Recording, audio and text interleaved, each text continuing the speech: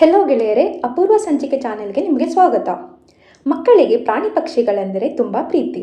ಅದು ಕೂಡ ಒಂದೇ ಕಡೆಯಲ್ಲಿ ಗುಂಪು ಗುಂಪಾಗಿ ಪಕ್ಷಿಗಳು ಕಾಣಲು ಸಿಕ್ಕಲ್ಲಿ ಮಕ್ಕಳಿಗೆ ತುಂಬ ಖುಷಿಯಾಗುವುದು. ಇಂದು ನಾನು ಮಕ್ಕಳಿಗೆ ಇಷ್ಟವಾಗುವಂತಹ ಒಂದು ಜಾಗವನ್ನು ತಿಳಿಸಲು ಇಷ್ಟಪಡುತ್ತೇನೆ. ಇಂದಿನ ಸಂಚಿಕೆಯಲ್ಲಿ ಕರ್ನಾಟಕದ ಪಕ್ಷಿ ಕಾಶಿ ಎಂದು ಕರೆಯಲ್ಪಡುವ ರಂಗನತಿಟ್ಟು ಪಕ್ಷಿಧಾಮದ ಬಗ್ಗೆ ನಾನು ವಿವರಿಸಲಿದ್ದೇನೆ.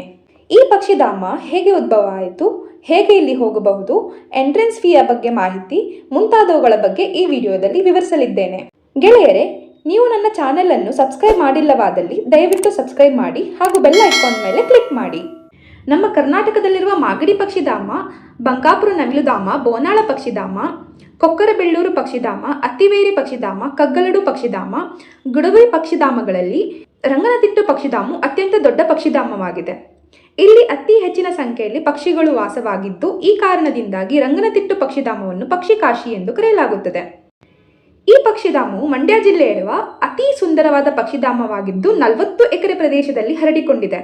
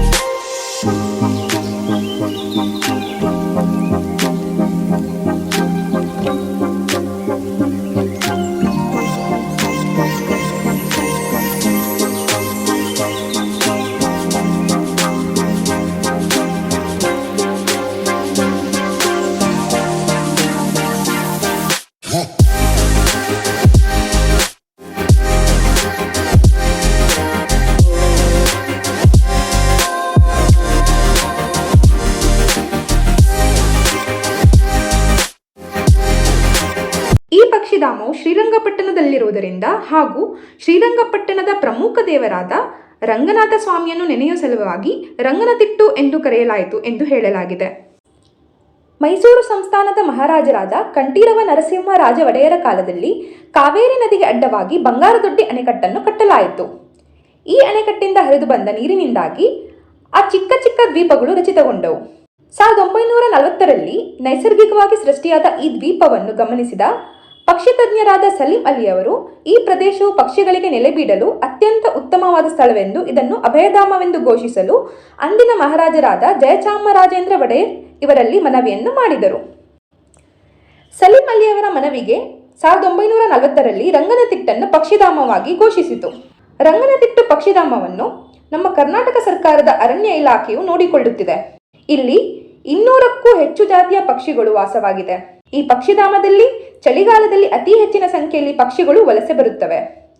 ಈ ಸಮಯದಲ್ಲಿ ಪಕ್ಷಿಧಾಮಕ್ಕೆ ಹೋಗುವುದು ಅತ್ಯಂತ ಸೂಕ್ತ, ಏಕೆಂದರೆ ವಿವಿಧ ರೀತಿಯ ಪಕ್ಷಿಯನ್ನು ನೋಡಲು ಸಿಗುತ್ತದೆ. ಇಲ್ಲಿ ಉತ್ತರ ಅಮೆರಿಕ, ಸೈಬೀರಿಯಾ, ಆಸ್ಟ್ರೇಲಿಯಾ, ಉತ್ತರ ಭಾರತದಿಂದ ಪಕ್ಷಿಗಳು ವಲಸೆ ಬರುತ್ತವಂತೆ. ರಂಗನತಿಟ್ಟಿನ ನೀರು ಸಿಹಿ ನೀರಾಗಿದ್ದು, ಈ ನೀರಿನಲ್ಲಿ ಪಕ್ಷಿಗಳಲ್ಲದೆ ಮೊಸಳೆಗಳು ಕೂಡ ಅತಿ ಹೆಚ್ಚಿನ ಸಂಖ್ಯೆಯಲ್ಲಿದೆ. ಇಲ್ಲಿ ಪಕ್ಷಿಗಳನ್ನು ದೋಣಿಯ ಮೂಲಕ ಅತಿ ಹತ್ತಿರದಿಂದ ನೋಡಬಹುದಾಗಿದೆ. ದೊಡ್ಡವರಿಗೆ ತಲಾ 100 ರು ಹಾಗೂ ಮಕ್ಕಳಿಗೆ 35 ರು ತಲುಪುವುದು. KRS ಡ್ಯಾಂನಲ್ಲಿ ನೀರು ಹೆಚ್ಚಳವಾಗಿ ನೀರನ್ನು ಬಿಟ್ಟಲ್ಲಿ ರಂಗನತಿಟ್ಟಲ್ಲಿ ನೀರು ತುಂಬಿಕೊಳ್ಳುತ್ತದೆ.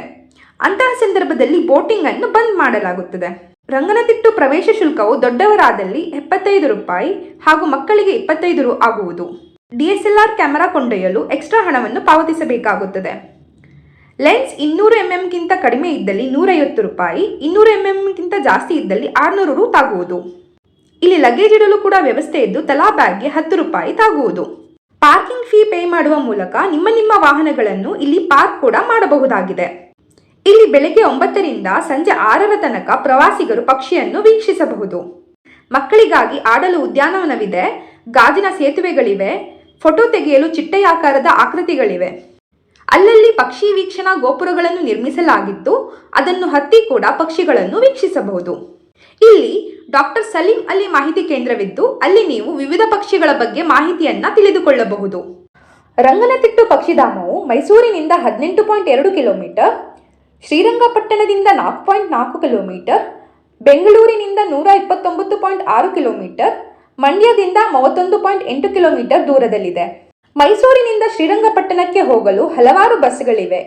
ಅಲ್ಲದೆ ಶ್ರೀರಂಗಪಟ್ಟಣಕ್ಕೆ ಟ್ರೈನ್ ಮೂಲಕವೂ ಕೂಡ ಹೋಗಬಹುದಾಗಿದೆ. ರೈಲ್ವೆ ಸ್ಟೇಷನ್ನಿಂದ ಪಕ್ಷಿಧಾಮಕ್ಕೆ ಹೋಗಲು ಬಸ್ ಅಥವಾ ಟ್ಯಾಕ್ಸಿಯನ್ನು ಹಿಡಿಯಬೇಕಾಗುತ್ತದೆ. ಮಕ್ಕಳಿಗೆ ಒಂದು ಬದಲಾವಣೆಗಾಗಿ ಈ ಸ್ಥಳಕ್ಕೆ ಸಾಧ್ಯವಾದಲ್ಲಿ ಭೇಟಿ ನೀಡಿ.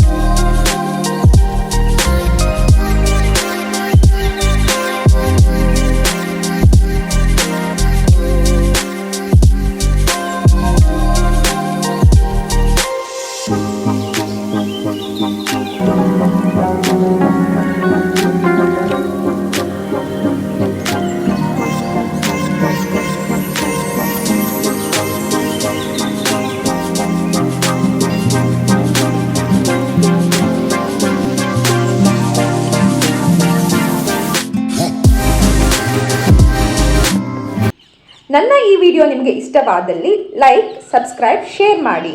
Thank you.